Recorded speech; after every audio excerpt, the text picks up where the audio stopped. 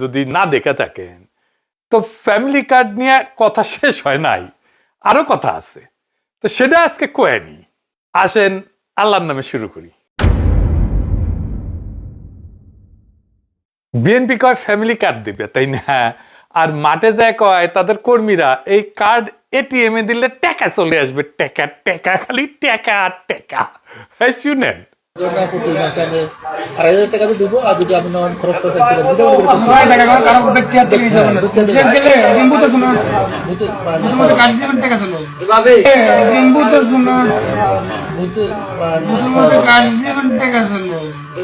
শুনেছেন?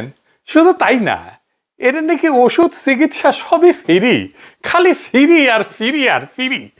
দেখেন স্বাস্থ্য সুবিধা পাবেন, যেমন ধরেন আপনার কমিউনিটি সেন্টারগুলো আছে, ওখানে একটা ফার্মেসি করে দেবে, সেখানে ওষুধগুলো ফ্রি পাবেন আপনি।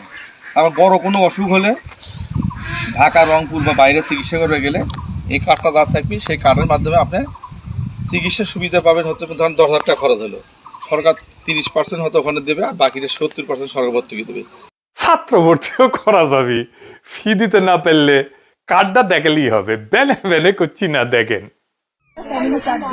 ফ্যামিলি কার্ডের মধ্যে আপনারা ওষুধপত্র পাবেন, চিকিৎসা সুবিধা পাবেন। আর যদি কোনো ছোট বাচ্চা স্কুলে ভর্তি হতে পারতেছে না টাকার জন্য, তাহলে এই কার্ডটা যখন দেখাবেন তখন